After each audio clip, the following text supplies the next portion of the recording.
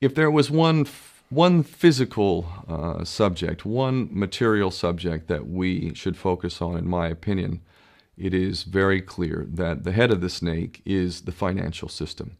We can argue till the end of time about who runs the world. Is it the Jesuits? Is it the reptilians? Is it the Illuminati? Is it the Freemasons? We can go on and on and on and on about this. But I don't think it is reasonable to even begin arguing about the mechanism that is used to exert this control. The mechanism is finance. The whole point of finance is to indebt, otherwise to enslave. What is a mortgage? I mean, what does that stand for? It's a death grip. So when you get a mortgage, you have a death grip held over you because you are in debt. You don't even own the house. The bank owns the house that loaned you the money to buy the house, unless you're fortunate enough to have all the money to buy it outright. And even then, you can be taxed by the government, and if you fail to keep up with those taxes, the government can then take it from you. The whole system is based on a financial fraud, which effectively takes the power that we have and it gives it to a tiny group of individuals who are running the world through the control of finance. With the infinite supply of money that we have allowed them to take, they have literally an infinite supply of money, and with that money, and from their psychopathic point of view, they have bought everything and everyone who can be bought. So those of us who cannot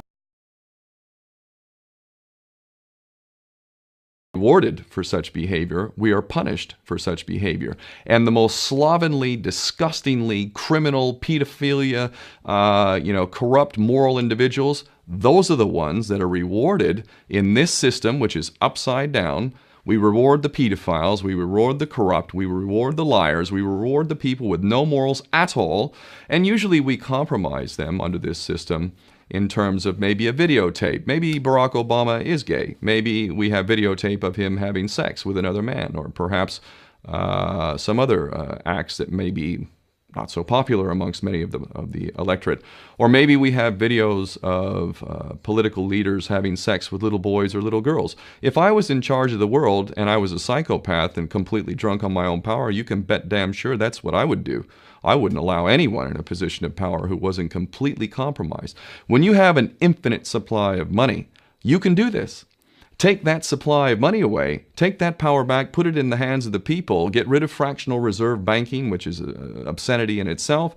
Listen to the lessons of Jesus Christ. If you're a Christian who got really pissed off when he went to the temple and he saw what the money changers were doing, let's take back control of the issuance of money, and not just on a national level. I'm happy to see in Denmark that you have your own currency.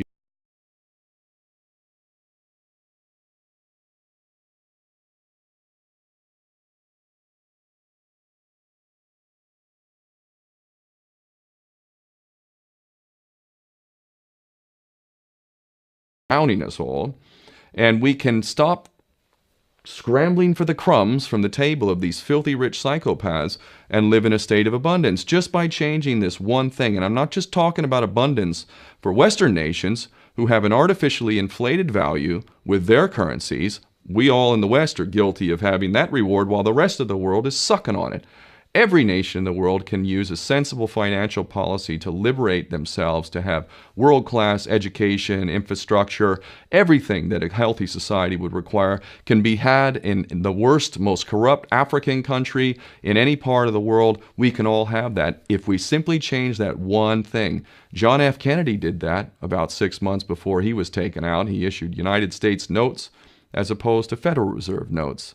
I can assure you the powers that be knew the power of that act, and they took him right